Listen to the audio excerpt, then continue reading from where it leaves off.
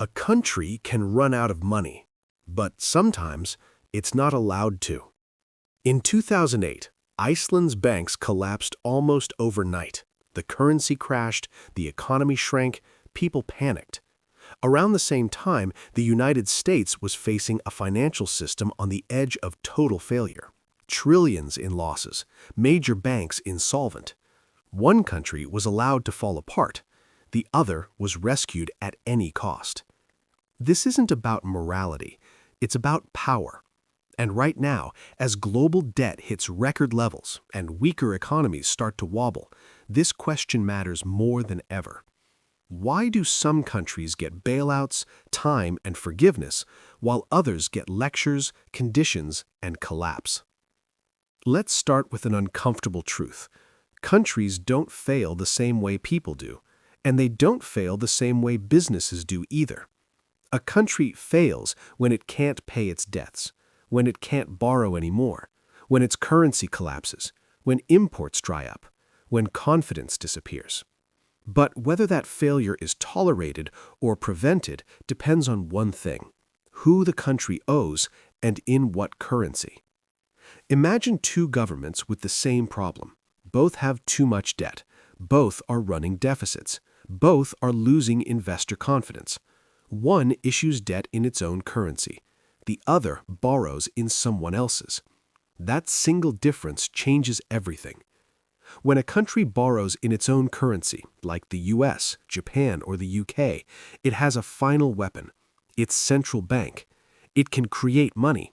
It can buy government bonds. It can flood markets with liquidity. It can delay the reckoning. That doesn't make the problem disappear, but it stretches time. When a country borrows in a foreign currency, dollars, euros, there is no escape hatch. It must earn or borrow that currency. If investors pull away, the math turns brutal, fast. This is where allowed to fail really begins. Take Argentina. Over decades, it borrowed heavily in US dollars. When growth slowed and exports fell, dollars became scarce. Debt payments stayed the same. Revenues didn't. Default wasn't a choice, it was gravity. Now compare that to Japan. Japan's government debt is over 250% of GDP. By textbook logic, it should have collapsed long ago. Instead, interest rates are near zero. Markets stay calm. The Bank of Japan owns a huge share of government bonds. Japan isn't immune to consequences, but it's protected from sudden death. Not because it's virtuous, but because the system bends differently for it. Now let's zoom out.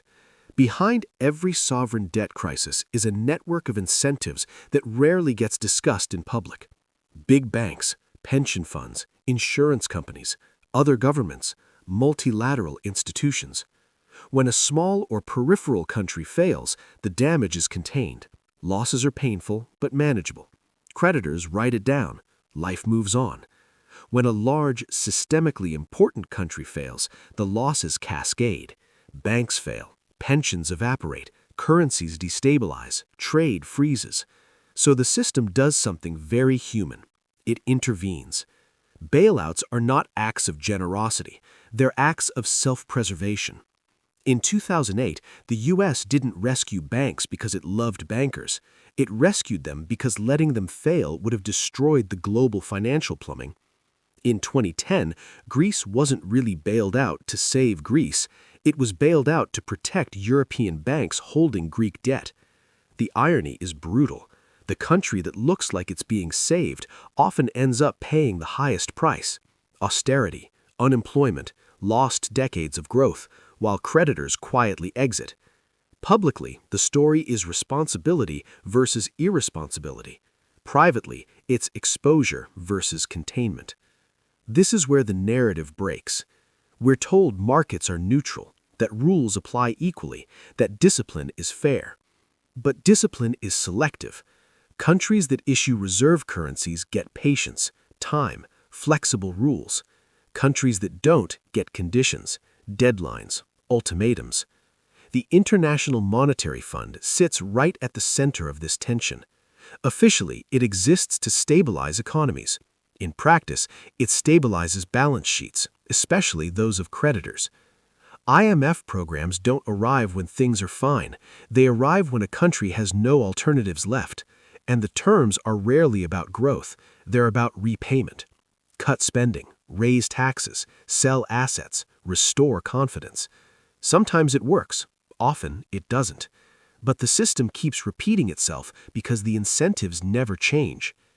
Now here's the part that rarely gets said out loud.